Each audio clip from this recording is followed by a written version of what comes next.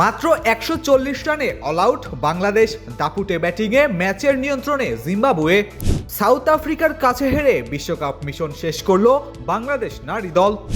এমসিসির সম্মানসূচক আজীবন সদস্যপদ পেলেন তামিম ইকবাল। জিম্বাবুয়ের উদ্দেশ্যে দেশ ছেড়েছেন বাংলাদেশের ওয়ানডে দলের সদস্যরা। আন্তর্জাতিক ক্রিকেট থেকে অবসরের ঘোষণা বেন স্টোকসের। সারাদিনে ঘটে যাওয়া ক্রিকেটের দেশি বিদেশি খবরগুলো এক নজরে দেখে নেওয়া যাক।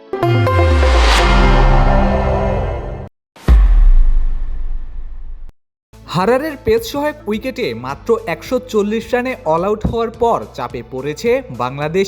মুমিনুল হকের ৬০ রানের ইনিংস ছাড়া আর কোনো ব্যাটারি প্রতিরোধ গড়তে পারেননি।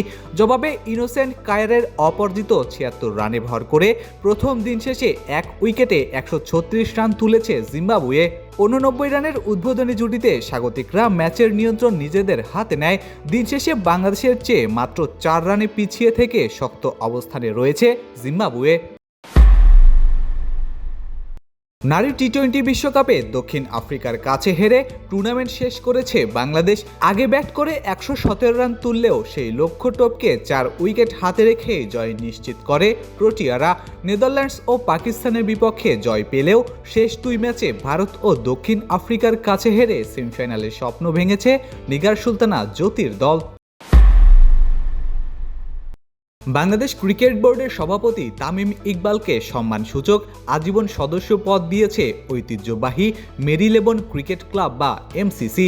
নিউজিল্যান্ডের সুজি বেটস, সোফি ডিভাইন, ভারতের চেতশ্বর পূজারা ও অস্ট্রেলিয়ার মেল জোনসের সঙ্গে এবার এই সম্মান পেয়েছেন তিনি। দেশের অন্যতম সেরা ব্যাটার হিসেবে তামিমের দীর্ঘ ক্রিকেট ক্যারিয়ারের স্বীকৃতি হিসেবে দেখা হচ্ছে এই অর্জনকে। জিম্বাবুয়ের বিপক্ষে ওয়ানডে ও টি-20 খেলার উদ্দেশ্যে দেশ ছেড়েছেন সৌম্য সাইফরা। রবিবার দুপুরে জিম্বাবুয়ের উদ্দেশ্যে উড়াল দেয় টাইগাররা। ৬ জুলাই মাঠে গড়াবে ওয়ানডে সিরিজ।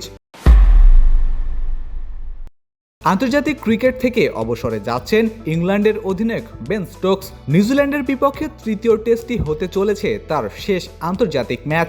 ক্রিকেট ছাড়ার সিদ্ধান্ত সতীর্থদের জানিয়েছেন এই ৩৫ বছর বয়সী অলরাউন্ডার। ২০১১ সালে অভিষেকের পর ইংল্যান্ডের জার্সিতে কাটিয়েছেন ১৫ বছর। ফেসবুক, টুইটার, ইউটিউব সহ সামাজিক যোগাযোগ মাধ্যমে আমাদের ফলো করুন। ক্রিকেট দুনিয়ার সকল খবর সবার আগে পেতে ভিজিট করুন www.dailycricket.com.bd।